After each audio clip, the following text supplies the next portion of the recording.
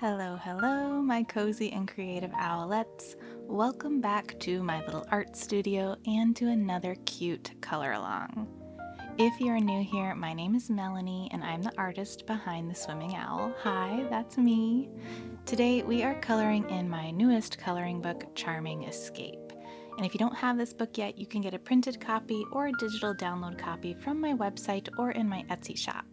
Today we are coloring this adorable little ice cream cone villa with all of the cute berries and sprinkles, and I'll be using my colored pencils and alcohol markers for this page, but please feel free to color along with whatever makes you the happiest.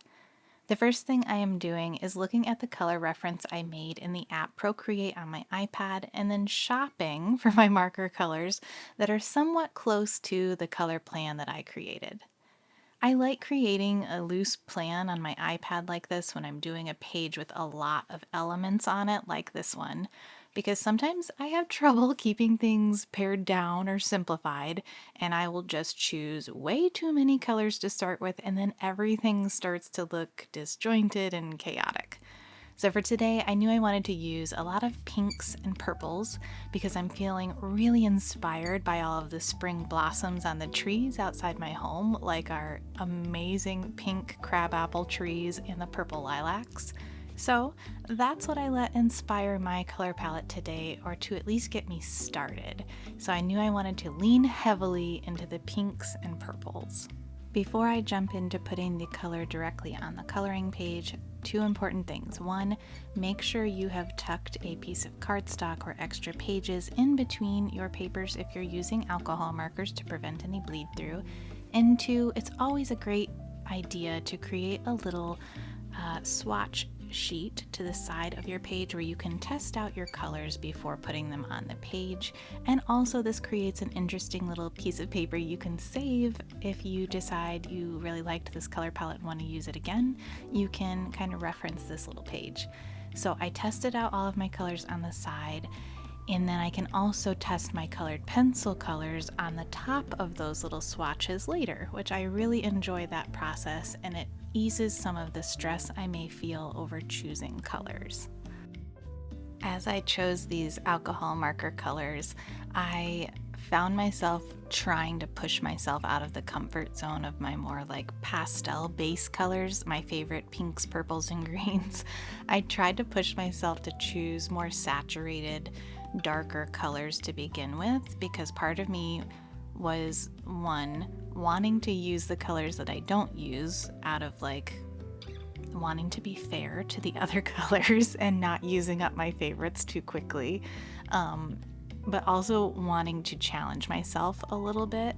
And so after I get all of these colors on, I'm just going to be very honest with you, I was looking at it and thinking, oh, what have I done? This just looks too saturated and crazy. But that's where the magic of colored pencil comes in for me. I can temper down any colors that got a little bit out of hand, or I can punch things up that need a little bit more interest. So I had to just trust my process and trust that I did have good instincts to begin with for the colors that I chose. And it did end up working out, and things looked very vibrant and colorful, and I ended up being very happy with it. But there definitely were some moments of hesitation and, oh my goodness, what on earth have I done moments where I was not trusting the process. But just want to share that little bit of vulnerability with you and know that we all feel that way sometimes, and that is okay. One of the colors I actually ended up liking the most was that kind of purpley color that's in the middle on the right side between the like really hot pink and then the deeper purple. The one right in the middle is what I used for my blueberries. And you might be thinking, why did you start with purple for blueberries? But if you really look at blueberries, they are quite purple actually a lot of the time. And so by starting with a purple base, I was able to layer a lot of different blues on top, and it just gave such a richness, a fullness to the color that I really liked. I did a similar thing with the cherries. Instead of going with like a bright red cherry, I wanted them to be more like black cherries, and so I used a deep purple marker and then amped it up with lots of other colors when I used my colored pencils. So I really liked how those effects worked out, and I would encourage you to try them as well. For the strawberries, I went with a very hot pink instead of red, and then also amped that up with a hot pink pencil. And I just thought that matched my color palette best instead of going with a red strawberry. Plus, I don't really use red much, if at all, in my work, and so pink is more it for me. But if you want to lean more towards the reds, then absolutely feel free to go for it. Use a color palette that makes you happy. As for why I chose this page to color today, this was actually chosen by you all. I put up a poll on a couple of social media spots, and everyone asked to do this cute ice cream cone villa first. And I totally understand why. For a lot of us, we are heading into summer right now, and so this is very fitting. We're all very excited for that warmer weather and summer vibe, and so this page definitely gives that. And it's also very cute and fun, and just who wouldn't want to live in an adorable little ice cream cone like this? Another point I'll go ahead and make here at the beginning, and I believe I talked about this in my last color along as well, is the background of this page. When I illustrated a lot of these pages, I didn't give you borders or specific backgrounds. It gives you a lot of flexibility. You can either add a background if you want or not, and I often choose to skip adding a background. I just like how it pops off of a white page when I don't add in much of a background. And so this is your verbal permission if you feel like you need it. You don't have to have a background all the time. If that feels like too much pressure for you, skip it. There is no rule anywhere saying we have to put a background in here. So I will not be adding any kind of background today. However, a couple of my coloring friends on Instagram have already colored this page. They really loved it. And one of them did this really gorgeous ombre style background with these like deep purples, and that turned out really beautiful. I think she kind of gave herself a border. She kind of made her own border in the background and then colored in that space. So you could definitely give that a shot if you do enjoy putting in backgrounds. But if you're like me and you're just doing this casually for fun and you're not looking to make some perfected piece of fully finished artwork, although I still see it as finished even with a white background, you can definitely do it your way. Don't feel pressured or overwhelmed by seeing other people's artwork. Do it in a way that feels joyful and happy, because that's why we're here. That's why we're doing what we're doing.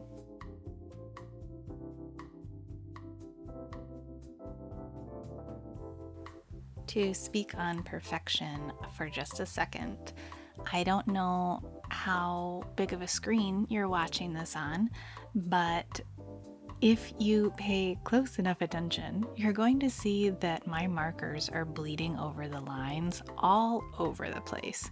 I am not being super careful, and that's partially because I am just trying to have fun. I'm actually kind of moving quickly as well. I tend to be a very impatient artist, so I'm moving really quickly. And the other reason is because I'm filming, and so I can't have my face as close to the page as I normally would. I'd normally have my face basically on top of what I'm doing. And it's not like a vision issue, it's just like a comfort thing. But I can't see as well from super far away when I'm trying to make sure you can see what I'm doing. So anyway, I'm definitely coloring over the lines, and with alcohol markers, the ink is moving and it's traveling across those lines because I'm not giving it enough space to breathe and move. And you know what? I am okay with that. It is okay that it is not perfect everywhere. We're just having fun with color. And by putting all this color on the page, I felt myself de-stressing and relaxing the more I went on and the better I was feeling. And that is the whole purpose of this. It's okay if your colors go over the edge. With marker, I know that I can kind of clean things up with my colored pencil later. And if my colored pencil goes over an edge where I really didn't want it, I'll pick up an eraser and erase it away a little bit. It's not going to perfectly clean it off, but it lightens it up to a point where I feel a lot happier with it. And so, again, here is just another reminder that just show up and color and have fun, and don't worry about those outlines. They are not stopping lines, they are just suggestions. Don't let my original line art and illustration boss you around. Feel free to color over those lines as much as you want. All that to say, you cannot do this wrong. However you show up to color this page or make some more artwork on top of this page is great. You're showing up for yourself. You're taking some time to treat your brain to a little bit of a break and do something creative, and that is wonderful. You're not going to do it wrong.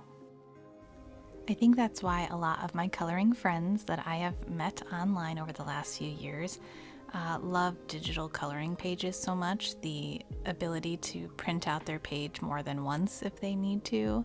It kind of releases some of the pressure as well. That feeling of like, I love this page so much, I want to color it, but I'm afraid. And so the idea that you can try it multiple times is such a huge benefit for getting those downloads like that. And I also tell everyone that has a physical copy of my books, you're also always welcome to make a copy for yourself of your pages from that book. So if you have the means to copy a page and print it out again, if you've already bought the book from me once, I am more than okay with you doing that for yourself or even your kids. Like, that's totally, totally fine with me if that helps you feel better about being able to color and make art that feels less stressful. So let that be known. If you have the physical book, you can make some copies for yourself and your kids so you can color the page more than once. And if you have the means to print pages yourself, the digital downloads are also great for that reason. So let that be, if this is something that makes you nervous about coloring, let that be a bit of support and help for you. Okay, let's change topics, like a huge change in topic. Let's talk about gardening for a few minutes. If you're not into that, feel free to mute me and put on your own music or background sound. I just want to change the topic and talk about something extra fun. For me, that's gardening, and that is what I look forward to most after a long winter, is getting back outside and playing in the dirt and trying new plants. I grew up on a farm, so you would think I would have more like ability when it comes to this. However, I was a kid. I didn't take full advantage of soaking in that knowledge as much as I could have. And so now I feel like I'm kind of relearning a lot of things or trying to learn for the first time.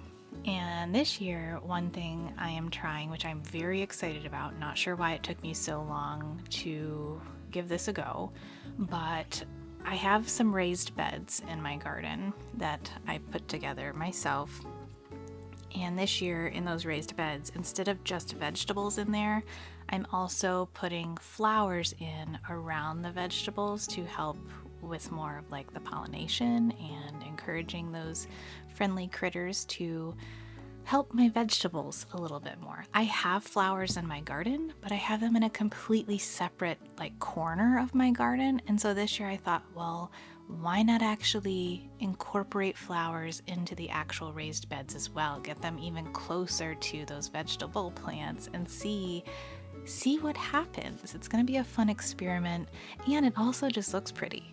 And who doesn't love that? Who doesn't love a bright flower blooming anywhere and everywhere?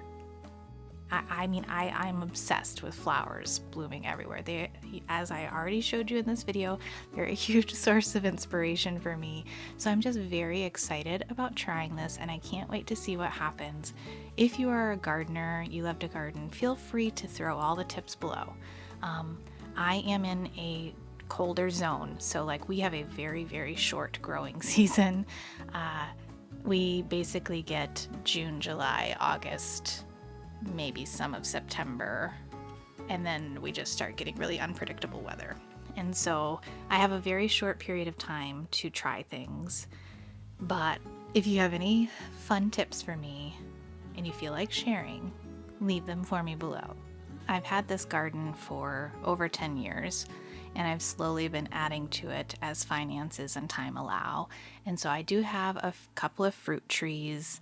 I had some blueberry bushes, but those appear to be having a harder time now. I've got a whole corner of the garden dedicated to flowers, things like peonies and some poppies, some other types of flowers that I can't even remember the names of anymore. They're kind of like big fillers. I have a couple of kiwi, I've got grapes, and then in my raised beds, like I was saying, I do my vegetables. So this year we are trying onion, some different like salad, like spinach and arugula, a couple of herbs in there. I always try tomatoes, that's hit or miss. And then squash and cucumber. That's what I'm doing this year.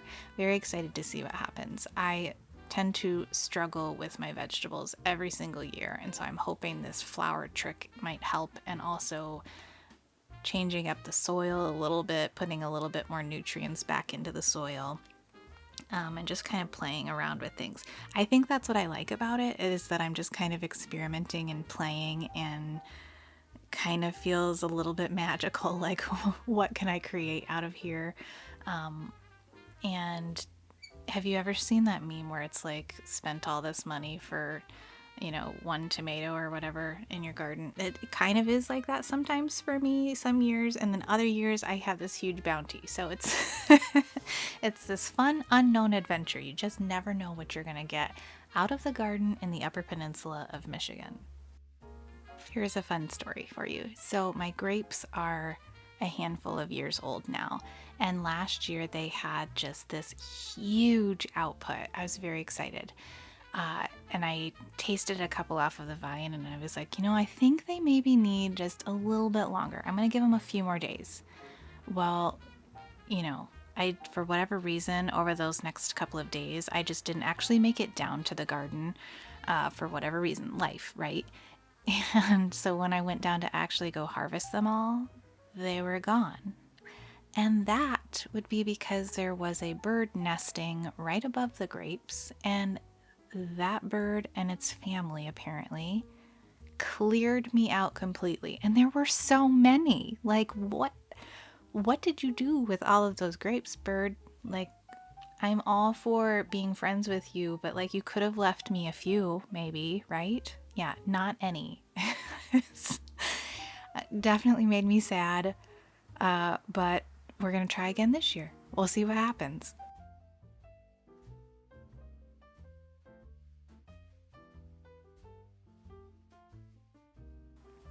A similar thing happened to my peaches. I can't remember if it was last year or the year before. I think it was last year, actually. Maybe it was just a bad year for fruit. They all looked beautiful. They were coming in really nicely. It was probably like one of the fuller years that tree has ever had.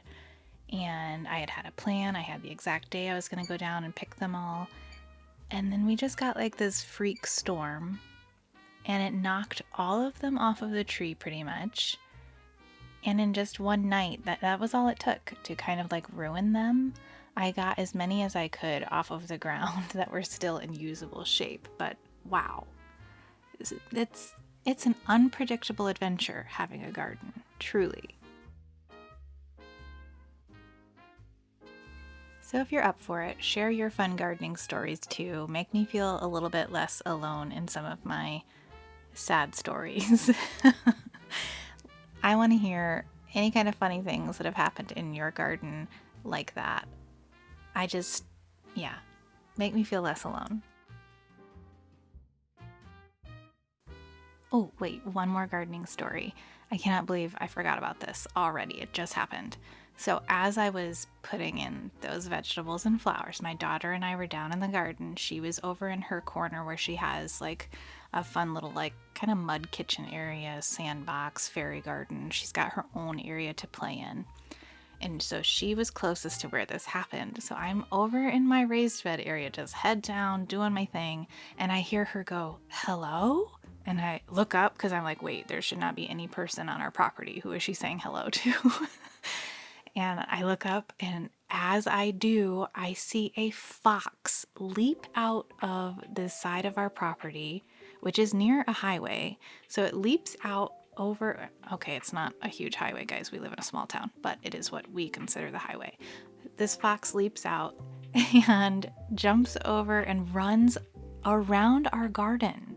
Like, we live right on the edge of our town, okay? So like having a fox in town is bizarre and such a cool thing to see. Luckily, our dog was with us inside the fenced area of our garden, so she was good. She's just a little dog. She would not do well against a fox.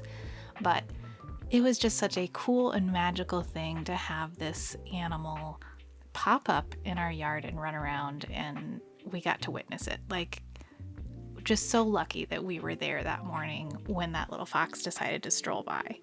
So I just had to share that with you. All right, so back to the artwork here. I am done with my markers, and now I am picking out some colored pencils to kind of complement and amplify parts of the page. And so what I do is I kind of pick out colors similar to my marker choices, and then I test them out on my little scrap paper here on top of the marker to see what kind of blending happens. What does it look like when it's layered on top? And doing this has really helped me in creating my coloring pages in the way that I do.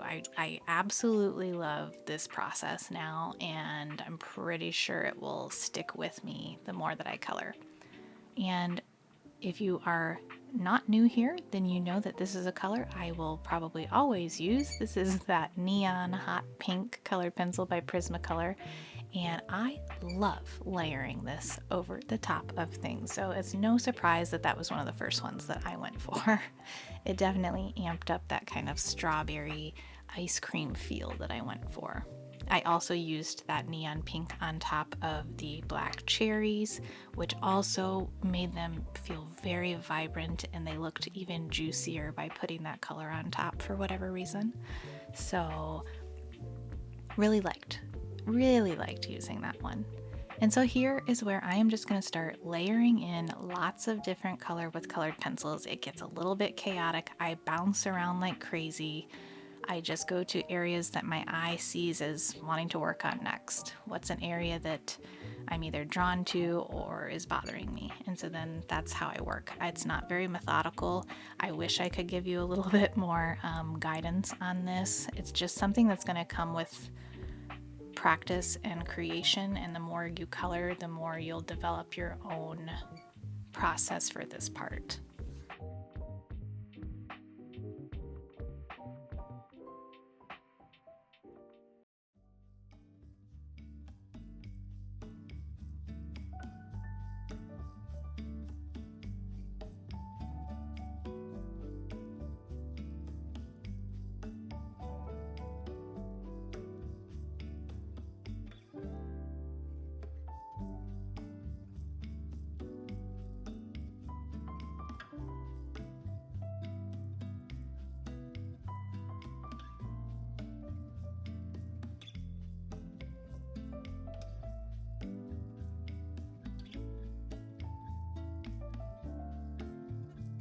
Here is another one of my favorite colored pencils to layer in, and it is kind of a turquoise color.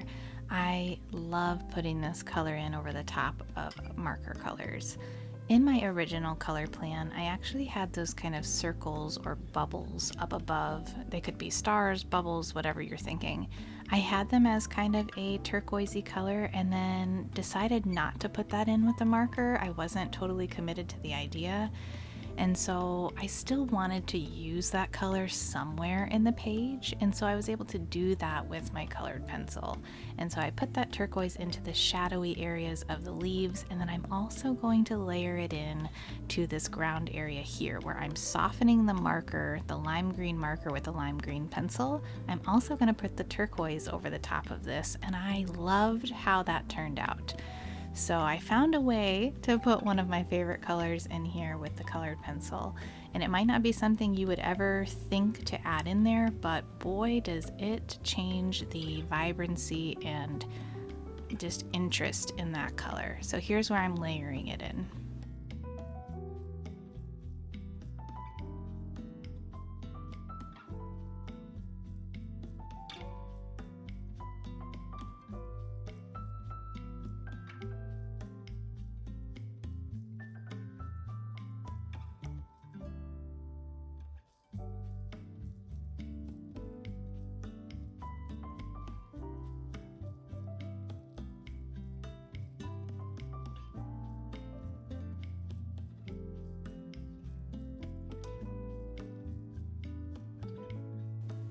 Also, if you've never seen someone hold a colored pencil the way I am about to in just a second, like this, that is how I achieve a kind of softer look to the colored pencil. That's how I get it to cover a larger area all at once, but in a softer way. I tilt the pencil all the way on its side by holding it completely differently to how you were probably taught as a kid.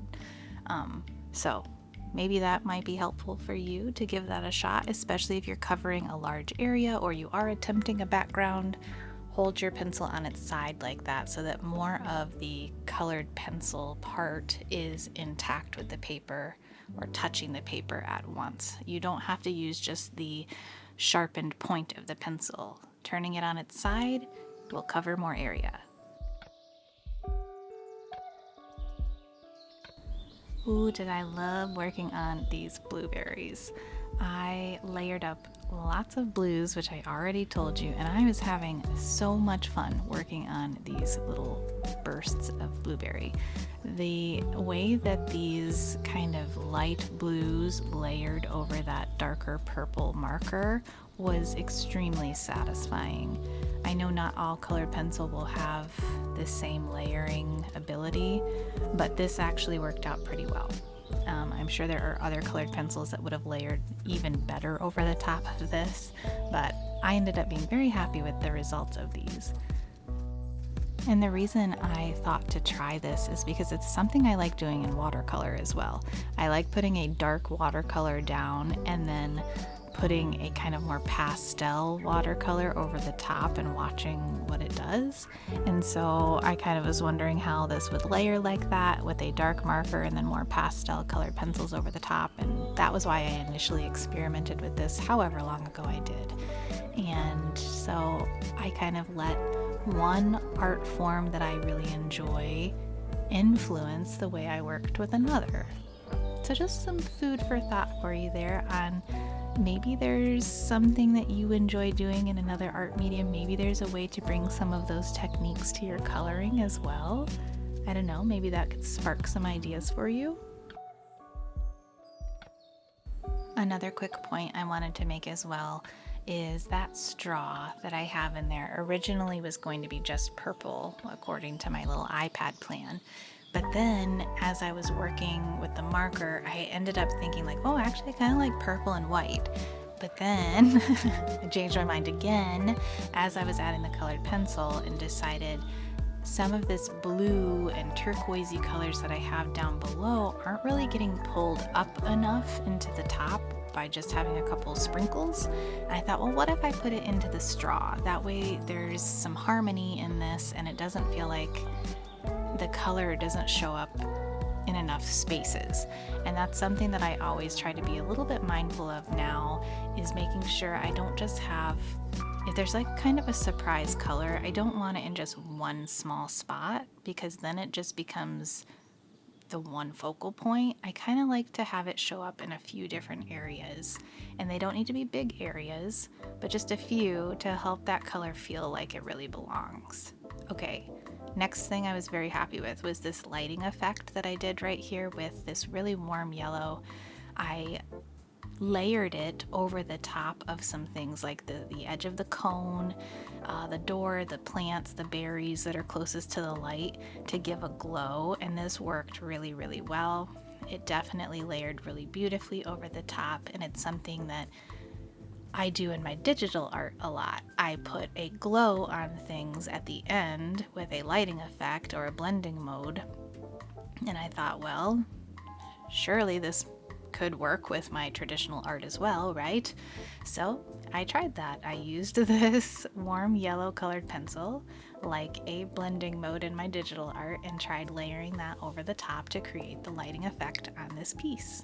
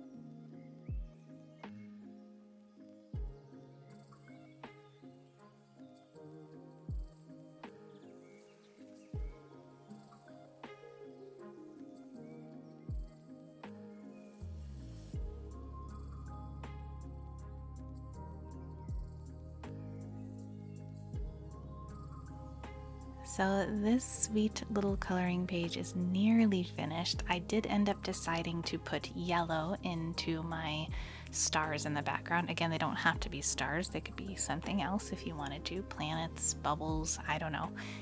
Whatever your imagination can think of. So I'm just going to put a soft yellow in there, and you could even take this glow effect further and you could add a glow around all of the stars as well, and then whatever that light might be touching on the different elements in the ice cream cone could also have a bit more yellow glow on them. There's just endless things that you can do here. The very last thing I will do is I use a white paint pen to put in some more white highlights and kind of sparkles and dots here and there and kind of some shine on the ice cream. And so that's kind of how I finish off this page and add my final touches. But I just wanted to remind you that if you don't have this book and you would like one, the links to shop will be below. I appreciate you so much for supporting me and my artwork. And if you color this page or any of the other pages or any of my other books and you share it on social media, always tag me so that I can come celebrate you and what you've done. Tag me at the Swimming Owl so that I can check out your beautiful work, and if you're open to it, even share it and brag about you and how awesome you are. Again, I thank you so much for being here with me and making some artwork with me today. It definitely made me feel better. I hope you're feeling better after either watching and getting a little bit inspired, or hopefully you also made some art with me or colored with me. If you did and you are okay with sharing, let me know below what you worked on today while I colored and yapped your ear off. I hope you didn't mind me chatting so much. But again, thanks for being here. I appreciate you. You are welcome here. You are loved here. And until next time, happy coloring to all of you, my cozy owls.